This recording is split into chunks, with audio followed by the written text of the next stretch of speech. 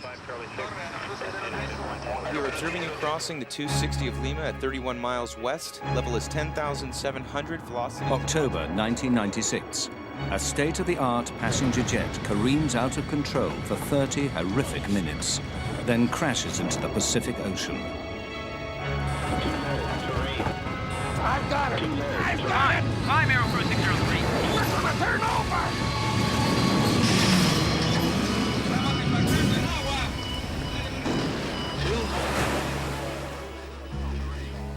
What could have brought down Aero Peru Flight 603?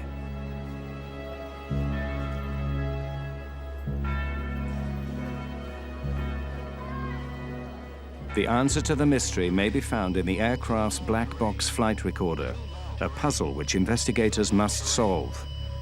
The story they uncover is how a simple human error set off a chain of events that ended in tragedy.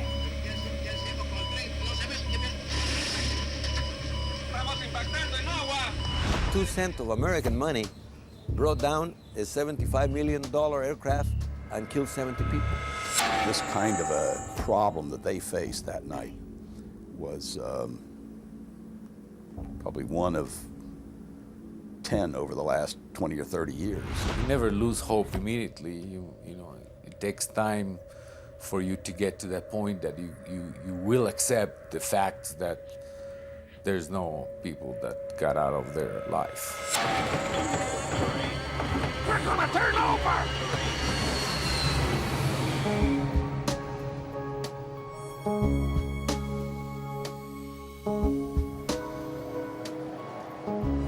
Lima, Peru. Jorge Chavez International Airport. Aero Peru Flight 603 prepared for takeoff to Santiago, Chile. The plane was a 4-year-old Boeing 757, a state-of-the-art passenger jet known for its reliability and safety.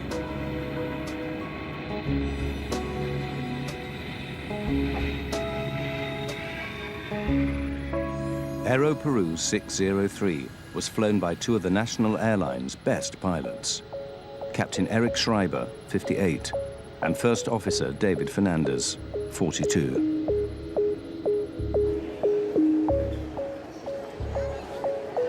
61 passengers and 9 crew members were aboard.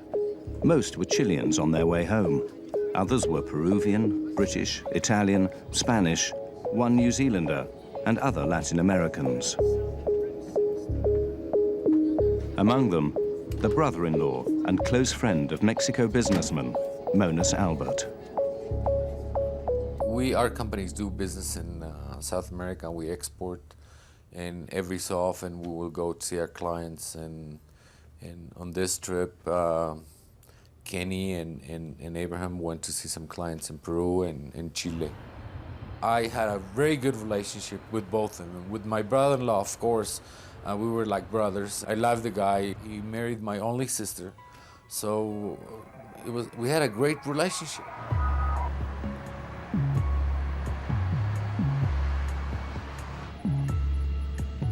Checklists complete. First Officer Fernandez hailed the tower. Lima Tower, Aero Peru 603, runway 15, ready for takeoff. Aero Peru 603, use noise abatement. Wind calm, ready for takeoff on runway 15. 1515, transponder. Flaps 15, takeoff briefing complete. The captain makes a joke about their precision. See how accurate we are? Not even Swiss. Rolling. The Aero Peru 757 was among a new generation of computer-controlled aircraft in which pilots are trained to rely on a central data system designed to reduce errors, both mechanical and human. On takeoff, the 757 performed perfectly. 80 knots. Check. V1, rotate. V2.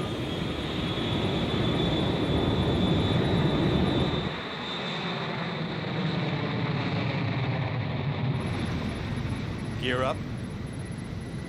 the right. Within moments, the pilots received a highly unusual reading. V2+10. The altimeters are stuck. The altimeter indicates the height of the aircraft off the ground. It read 0, though they were obviously flying. The altimeters have stuck. Yeah, All of them. this is really new. Keep V2+10. The 757 is equipped with 3 altimeters, one for pilot, one for co-pilot, one backup. All 3 were dead. Then they lost another crucial instrument, the airspeed indicator. The speed. Eh? The speed. What's going on? We're not climbing. No, I am climbing, but the speed. Hold it. Maintain speed. Aero Peru 603 left the lights of Lima, out towards the Pacific Ocean. With no airspeed or altitude instruments, the pilots were now flying blind.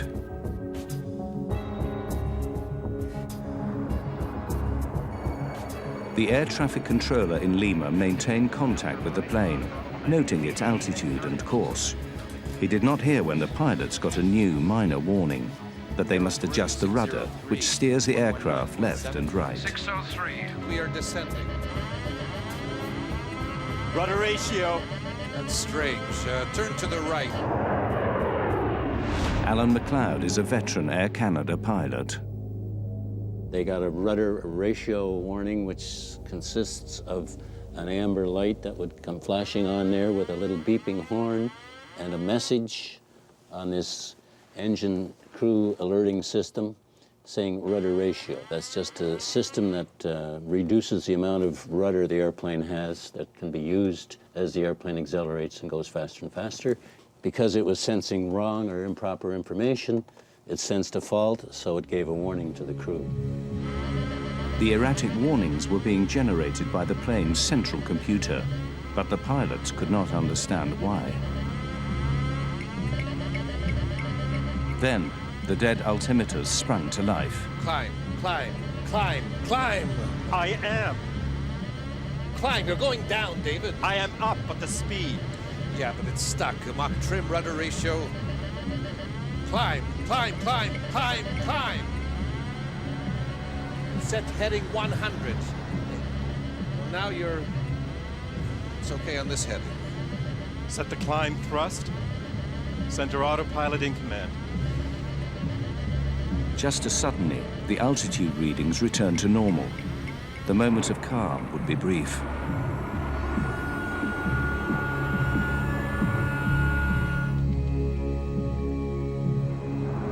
Just 1 minute after takeoff, Captain Schreiber attempted to engage the autopilot to give them time to think. There is no command. The autopilot requires identical data from 2 of the aircraft's 3 flight control computers. But Schreiber's instrument readings were so different from those of Fernandez, the autopilot disengaged. Then another alert. Mach trim, Mach trim. Mach trim indicates that the plane is not flying in a level position, yet the 757 seemed to be flying normally. Let's go to basic instruments. Everything's going to hell. Mach speed trim is a system that trims the airplane. It changes the angle of the horizontal stabilizer in the back end of the airplane, and that has to be changed as the airplane accelerates to a higher speed. It was getting false indications, so they got a warning that they had an overspeed, which of course they didn't. That warning would consist of, again, the master caution and a master warning, which is a red light associated with an oral warning as well. Despite confusing warnings and no autopilot, the aircraft was controllable. If necessary, Schreiber could have kept the plane aloft for hours. But he decided to land. He instructed his first officer to declare an emergency. We are in an emergency. Aero Peru 603, Lima. We are declaring an emergency. We have no basic instruments, no altimeter, no airspeed indicator. Declaring emergency. Receive. Altitude? We don't have. We're up to 1,000 feet, approximately 1,700. 603. Confirm if possible if you can change your frequency to 119.7 to make sure you can receive radar instructions. Just 40 miles from Lima, the pilots of Aero Peru 603 now made their first attempt at an emergency landing.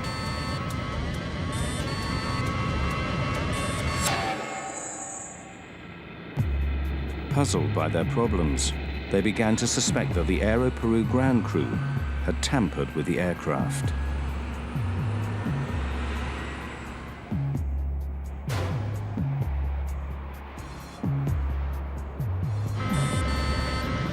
We changed to 119.7. Auto throttle. Disconnected by itself. Is that and maintenance move everything? What have they done? I'll take the controls now. Okay, you have control. The pilots did not know that their suspicions were close to the truth.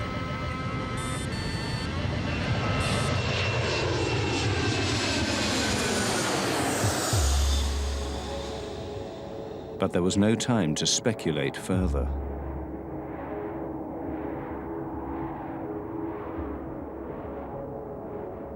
Lima, 603. Aero Peru 603, Lima. We request vectors for ILS. Runway 15. They sought the runway with the help of a guidance transmitter called the Instrument Landing System, or ILS. The ILS provides information on their course, while altitude information comes from the aircraft's transponder. Affirmative. Maintain present altitude. What level do we have? We have 4,000 feet. Can you confirm for us? Correct. Maintain 4,000.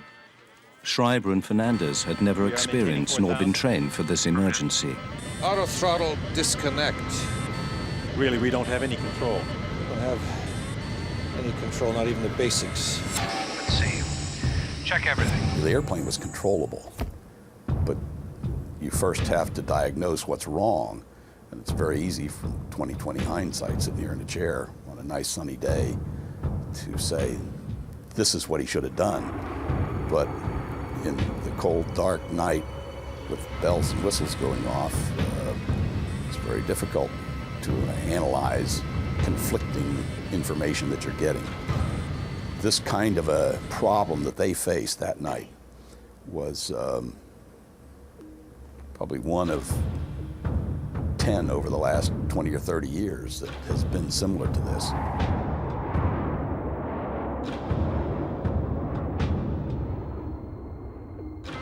Over the dark Pacific Ocean, the pilots could not determine altitude nor speed by sight. They requested that the tower help guide them in. Responding. Airspeed is 0. All speeds. Right. Can you give us the airspeed, please, if you have us on the radar? Yes, affirmative. As of 10 seconds, It seems that you're climbing at level 6,000 at 22 miles south on heading 195.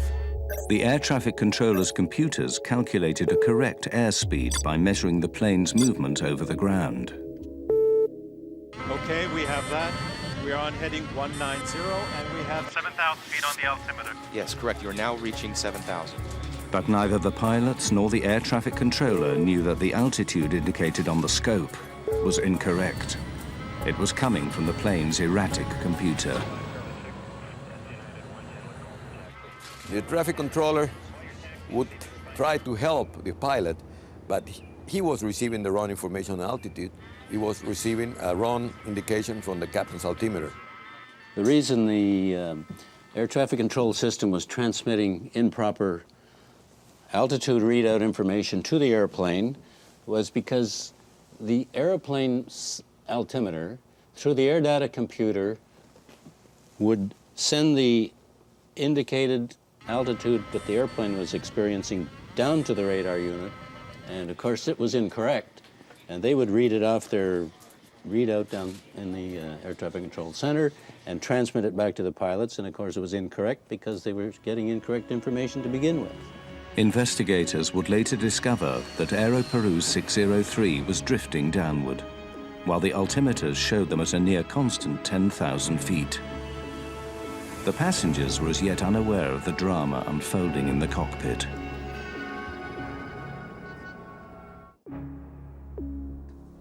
Avoid large or abrupt radar inputs. If normal left hydraulic system pressure available, left Now Captain hydraulic Schreiber system ordered Fernandez available. to scan the flight Yes, manual crosswind, for some do not attempt explanation of the auto land. warnings. Says left hydraulic system available.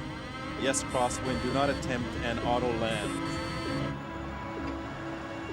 In Lima, the air traffic controller continued to guide Aero Peru 603 back to the ground. Aero Peru 603, we are observing you now at level 9,200. What is your heading now? We're heading level 205. Affirmative.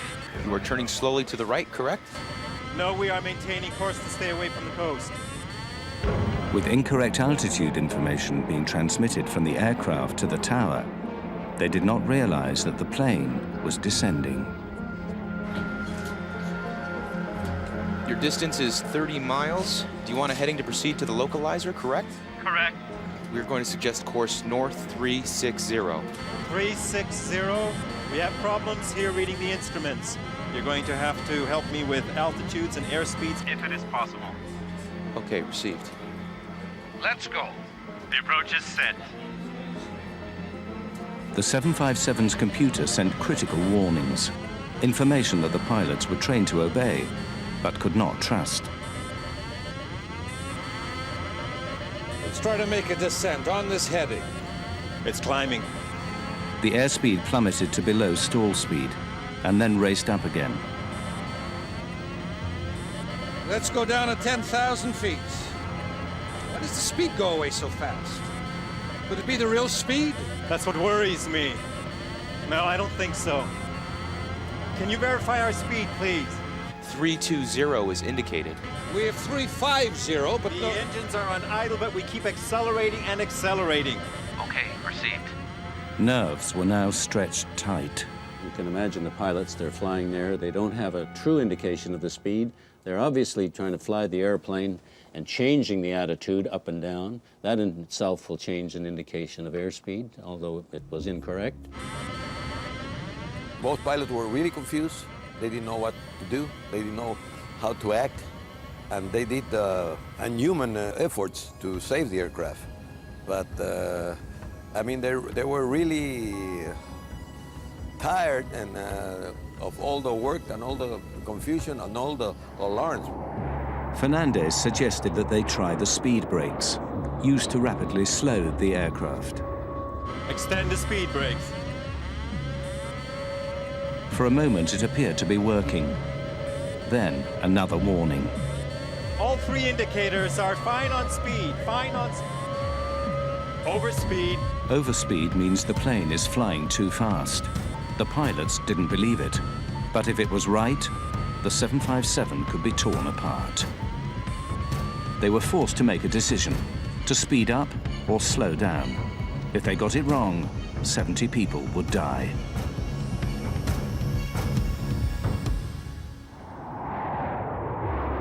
"15 minutes had passed since takeoff. Then the computerized brain of Aero Peru 603 sent another burst of contradictory warnings. Rudder ratio. Can't be, nothing's disconnecting. All engine instruments are okay. What can our real speed be? The speed indications Lima are okay. Tower provided their only chance of survival. We are observing you crossing the 260 of Lima at 31 miles west. Level is 10,700. Velocity is approximately 280 over the ground. Perfect. The controller's altitude reading was incorrect. Junk information being generated by the 757's computers and radioed to the tower. Overspeed. The brakes were on, but now That's another speed brakes. overspeed warning. Then the stall warning sounded. Let's descend. Can't be over speed. We're still flying. They get a stall warning that the airplane is falling out of the sky. At the same time, they got overspeed warning. Impossible to have two contradictory alarms. Either you're stalling or either you're having an overspeed. So that created more confusion. Really, this problem has never happened before. It was a new emergency. In aviation, you always figure, what's going to kill me? What is the critical thing? Let's take care of that first. and then we'll take care of the other lesser issues later on. When you get stall warning or when you get an overspeed indication, you need to pay attention to those immediately. In this case, they were getting both a stall warning and an overspeed. Well, which is right?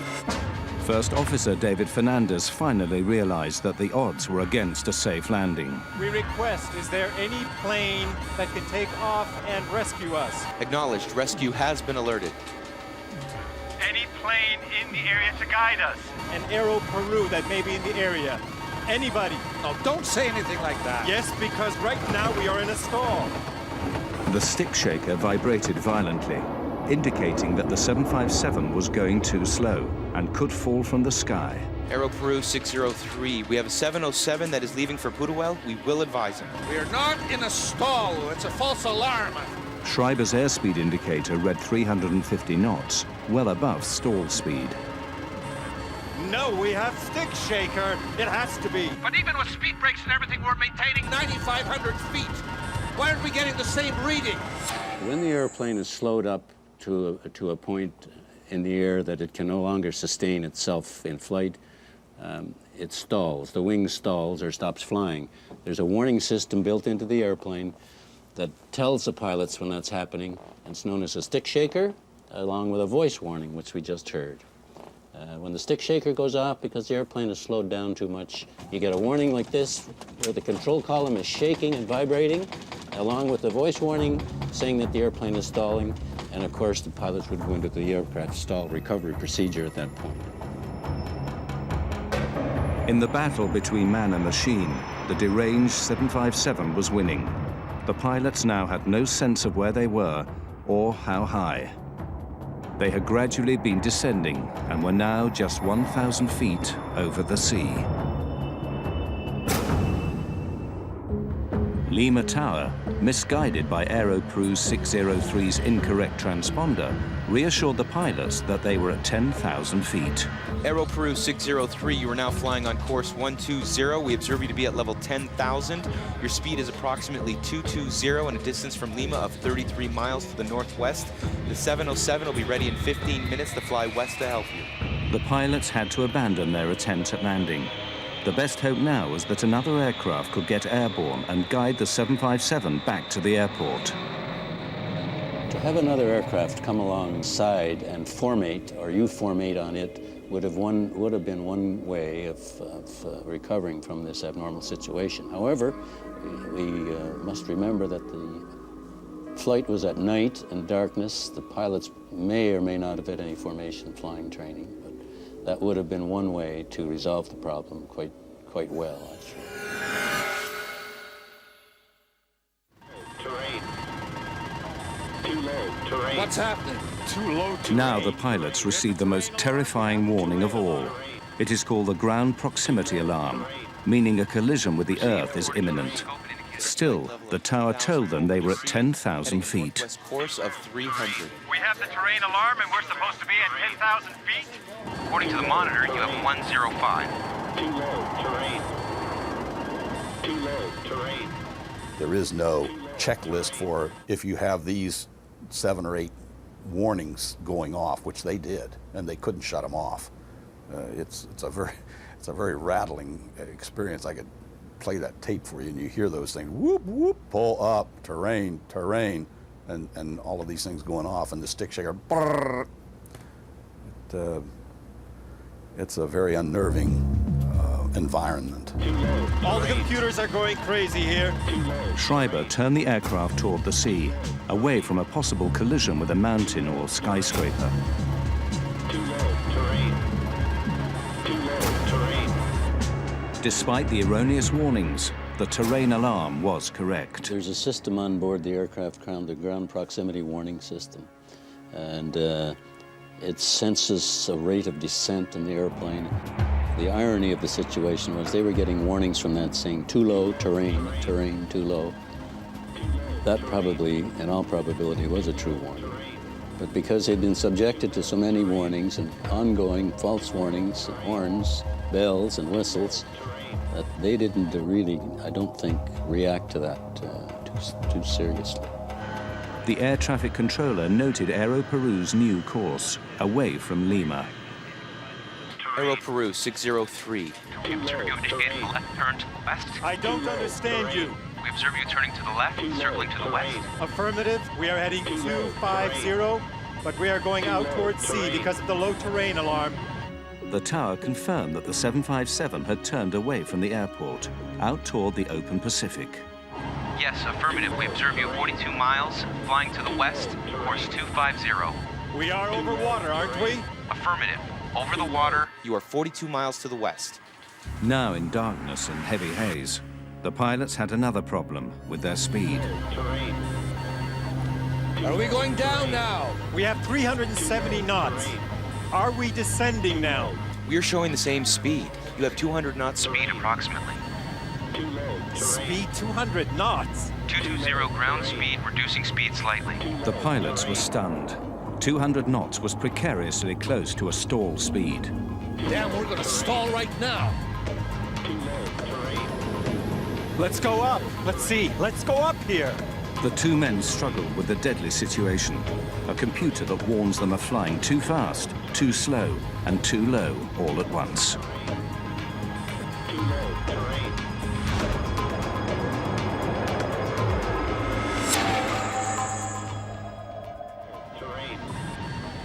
Schreiber now decided to risk a second attempt at landing, seeking the signal known as the ILS to guide the aircraft to the runway. I want to try to intercept the ILS. I'm trying to descend. Lima, Aero Peru 603. We will try to intercept the ILS. Let us know if we are in. Received, Aero Peru 603. You show now level 9700. The instruments seemed to be working. For a moment, there was a glimmer of hope. This one's right. This one's okay, too. The air traffic controller attempted to raise the pilot's spirits with good news. Stand by to verify speed. The 707 is about to take off. It is on taxi. Confirm our speed. It is very important we do not have any speed indications on board. Understood. You're starting to turn and we observe your Ground speed at 270. Stay there, Eric. 270 is okay. They now knew their speed, but altitude remained fatally wrong. altitude is 9,700. Your speed is 140 knots, ground speed on the monitor. How can we be flying at this speed if we're descending with engines on idle? Give me the altitude, please. Yes, you are maintaining 9,700 according to the scope, sir. 9,700? Yes, correct. What is your indicated altitude? Do you have any visual reference? 9,700, but it is indicating too low terrain. Are you sure you have us on the radar at 50 miles? Hey, look, the 370, we have 370 what? Do we lower gear? Aero Peru 603, Lima. What do we do with the gear? Suddenly, they realized the awful truth. We're hitting water! Pull it up! Climb Aero Peru 603. If you need to, pull up. For 20 seconds, the pilots struggled for altitude.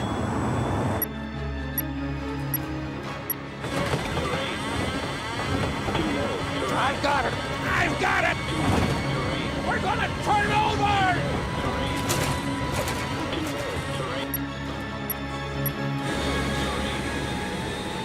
Aero Peru 603, Lima.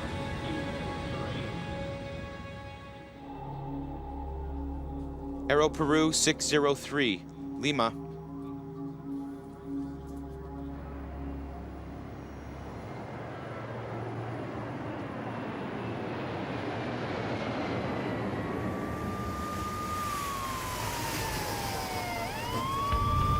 The next morning, Mexico businessman Monas Albert learned that an Aero Peru flight had crashed. 5 minutes after takeoff, the crew informed the tower that they were having an emergency and they requested clearance to return to Lima. During the process, contact with the aircraft was lost at 0110, with the latest position of the aircraft being 50 miles north of the city of Lima. About 6 o'clock in the morning, I got up and turned on the news channel, and I heard there was a crash, an airplane crash of Aero Peru, but the news mentioned New York to Lima. Rescue operations are underway by authorities. The aircraft was carrying 61 passengers and 9 crew members. His brother-in-law and his business partner were on Aero Peru 603. So I went to the shower and didn't pay a lot of attention. But when I came out, they corrected the news and they said from Lima to Santiago. And I knew in that plane Kenny and Abraham were flying. The news was very vague, so they mentioned there might be some survivors, and they mentioned that the plane crashed on the Pacific Ocean, and they didn't have a lot of news, and the crash was at night. So in my mind, I thought that the plane sort of landed on water and most people got out. Guido Fernandez had just been appointed Peru's accident investigator. Aero Peru was his first case. The co-pilot, David Fernandez, was his nephew. I was in bed. It was about 4:30 in the morning, and they called me. Your nephew is lost in an airplane. They asked me, how do you feel that your nephew was a co-pilot? My gosh, I feel very bad, but I'm a professional. I have to do a job. I have to comply and complete my duty. So that's what I did. Fernandez rushed to the crash site in a Navy helicopter. It was clear there were no survivors. 9 bodies were floating in the debris. The rest sank with the 757.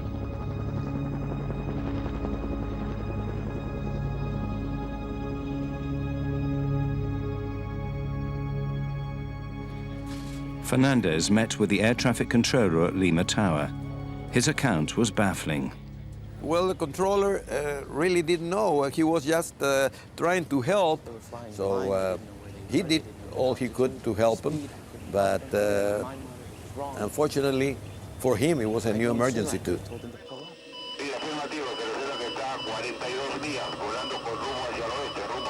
Fernandez put thoughts of his nephew out of his mind.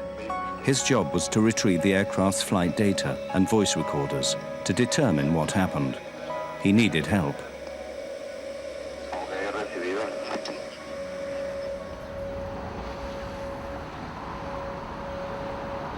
Fernandez contacted the National Transportation Safety Board in Washington, D.C., the world's leading agency for air accident investigation. They had found the aircraft. It was pretty well documented by radar. The Navy, the Peruvian Navy, had gotten a fix on the flotsam and the wreckage in the ocean. And the only thing left to do was find it on the bottom of the ocean, which they did not have the facilities for. Rodriguez flew to Lima to join Guido Fernandez's effort to find answers. I found out that his nephew was the first officer. I suggested that perhaps they should consider removing Captain Fernandez from the investigation because of emotional involvement and what have you. The American investigator's concerns soon vanished. He was very objective, I would say an excellent investigator, considering that it was, and not a distant nephew, it was his very close relative.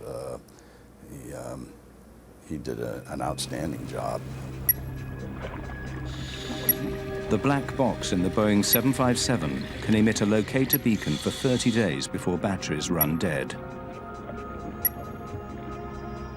The US Navy provided underwater remote-operated vehicles to survey the debris field, seeking the black boxes. The wreckage confirmed that the plane went down in one piece. I've done in-flight breakups that were spread over 15, 16 miles and maybe a mile and a half wide, which tells you instantly that just what you know of looking at the wreckage, that this thing didn't hit in one piece. It clearly was disintegrating as it was crashing. But in this case, it was a fairly tight debris field, and so obviously it hit at high speed and was fairly closely knit wreckage pattern. The data recorders were retrieved from the 757. Brought to the surface, the boxes were placed in coolers full of fresh water to keep them from oxidizing. They were taken back to Washington for analysis at the NTSB.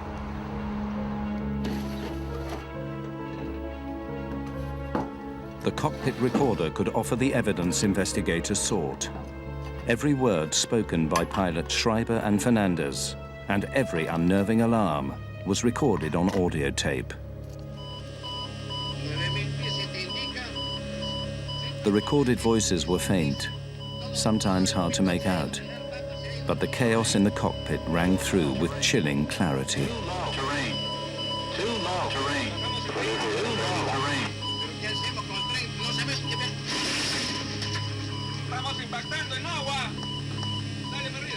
The tape was digitized into a computer, filtered and enhanced.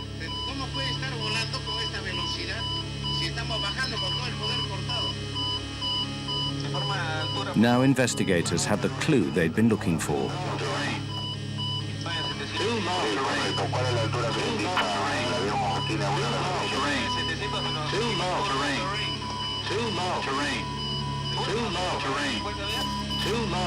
It was clear to us that they were really experiencing a problem with airspeed and altitude, and the airspeed and altitude indications in the aircraft are strictly a function of what we call the pitot-static system. The pitot-static system is found on all aircraft, large or small. External ports measure outside air pressure to provide data on altitude and speed. If these ports are blocked, the plane's computers receive false data and generate false warnings. But why these ports would be blocked was a mystery. Robotic vehicles searched for the missing piece of the puzzle. What they found stunned investigators. Captain Schreiber's static port was completely blocked with tape. Investigators now learned what happened. Just before Aero Peru 603 lifted off from Lima, maintenance workers cleaned the aircraft.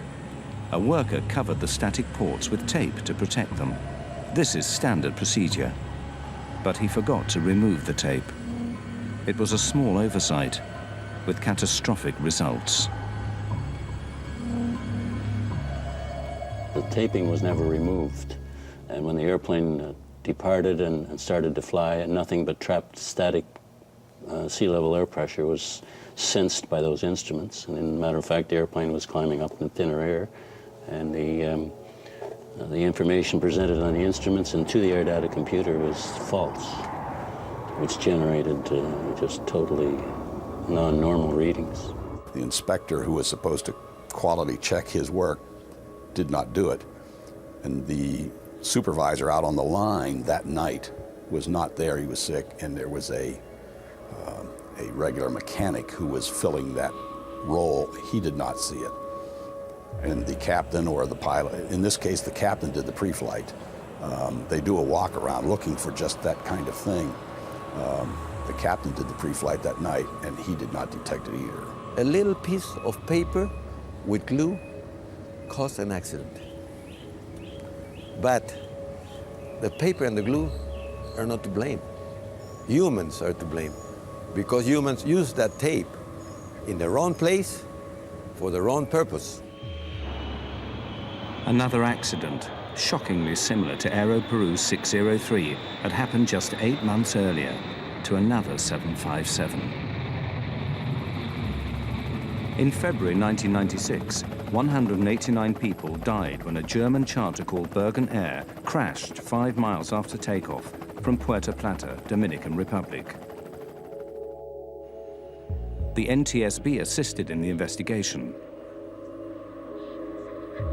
A survey of the wreckage revealed that one pitot tube, the other critical part of the pitot-static system, was blocked.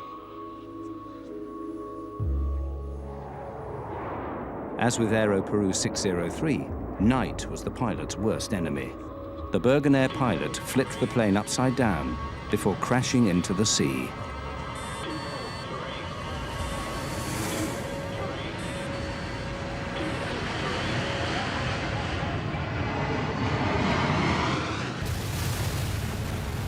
Bergen accident clearly pointed out already that a crew will get confused by these cryptic advisories, rudder ratio, mark airspeed trim, and not getting a clear indication what the underlying problem is, which is a problem with the air data computer or anything which comes behind it, the pitot tube or the static port.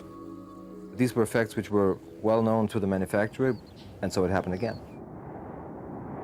3 months after the Bergen air crash, bulletins were issued to all airline carriers about the pitostatic problems. But Aero Peru had not yet implemented the changes. The bulletins and the, let's call it the fruits of the Dominican Republic investigation of Bergen Air had not yet reached Aero Peru at the time this accident occurred. The Peruvian government very correctly made a point of that in their report on the accident, saying that they should have given more impetus to those recommendations to get them out to the industry quicker. Well, it's very unfortunate, but it comes back to the fact that communication in aviation is sometimes deficient. There is not that high level of exchange of information between different operators, as they're all competitors. They do not exchange certain information, and specifically not the one which is safety related. And that's definitely the case in the Aero Peru accident. 9,700, but it is indicating too low terrain. Even if Schreiber and Fernandez had known about Bergen Air, it may not have helped them survive, given the high pressure of their situation. We lowered gear. It's easy to sit here in the 757 cockpit and play the Monday morning quarterback. Having heard the bells and the overspeed warnings, the ground proximity warning, the stall warnings, it's very easy to do that and sit here and say what I would have done being an experienced pilot. But to put yourself into the position of those two pilots that night, they were in an extremely difficult situation to fly that airplane and recover from that experience. 2 weeks after the crash, Monas Albert joined dozens of grieving families, seeking the remains of his brother-in-law and friend. He finally identified them in a Lima morgue. I wanted to find them. I really wanted to find them. And one part of me didn't want to find them because there was this fantasy that if I don't find them, maybe they're in an island with a drink and looking at some girls dancing. I can close the chapter. I can go and take him and have him buried, and there'll be a place for the family to go and put some flowers once in a while and say, okay, my brother-in-law's here, or my dad is here, or my husband is here. Now that investigators had the answer to the mysterious loss of Aero Peru 603, the lawsuits began.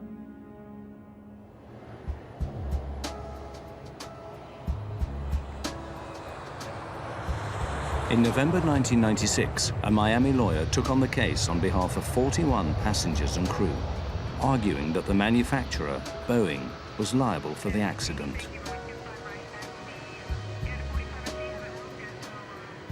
Boeing has to foresee the misuse of their product. In other words, the manufacturer of a product is legally liable for the foreseeable misuse of their product if it can be corrected. In other words, Boeing builds the airplane with a potential hazard in it. That hazard is that in order to clean the airplane, you have to cover the static port. And if you don't take it off, the airplane can crash. I wanted them back. And since I couldn't get them back, at least I wanted the wives of the victims to get compensated. How much is that worth? I don't know. I didn't know. Abraham had 3 daughters, and now they don't have a father. So what is the compensation? The best compensation, if can be done, is get them back. Give them life back again. But because that is not possible, then the other possibility is to get a monetary compensation. And then you fight for the best compensation you can get. Boeing argued that Aero Peru was at fault, not its 757. An Aero Peru worker taped the static port, which is marked with clear warnings. Boeing also blamed Captain Eric Schreiber. It was his job to visually inspect the aircraft before taking off. But investigator Richard Rodriguez can understand how Schreiber overlooked the tape on the static port. One of the reasons is it's very high. It's about maybe 15, 17 feet up in the air. And at night with the flashlight, and this happened to be duct tape, which you're not supposed to use. They specify the tape, and it was duct tape, which is silver. So it would not distinguish itself against the background of the fuselage of the aircraft. So basically 3 or 4 people failed to detect the tape on the aircraft prior to departure. As the search for blame continued, the worker who taped the ports was jailed for his negligence. Lawyers, you know, sometimes they confuse the matters, and they send a guy and ask people questions and ask questions, and the one that stuck the tape was the painter, was the lowest cultured and the one that knew less about what could happen. And the judge resolved that he was the one responsible, and he was in jail. So that you don't lose the airplane because a maintenance man making $2 an hour down in Peru makes a mistake. It's foreseeable that that kind of a person is going to make a mistake. That's human nature, they're going to make a mistake. And you build your system so you don't lose your $50 million airplane because a maintenance guy makes a simple mistake. Schreiber and Fernandez were also scrutinized. Veteran pilot Alan McLeod believes that in their situation, he would not have attempted to land. He would have continued to fly for as long as he could, with the plane angled upward slightly and the speed set just above cruise. Experience has shown that if you don't fly the airplane when you're experiencing an abnormal situation, and they certainly were, you must fly the airplane. Just concentrate on flying the airplane and get the airplane under control, first and foremost. Are we going down now? We have 370 knots. If you don't do that, the airplane's going to bite you, and you're going to end up in more serious situations. So I would fly the airplane, make sure I was able to fly it safely, if only by using the attitude direction indicator and normal power settings that I was familiar with, and then eventually work my way back and get it on the ground. Pilots call it flying by numbers, relying not on computers, but on basic aviation and human instinct. It always becomes a problem when pilots are reduced to be push-buttonists. The man-machine interface has to work, and has to work as humans are to operate these airplanes. They have to be designed appropriately for the use of a human being.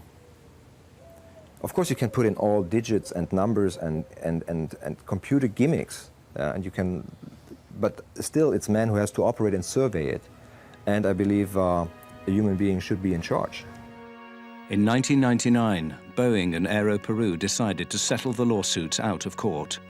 Families and loved ones received an exceptional settlement, averaging $1 million US per victim.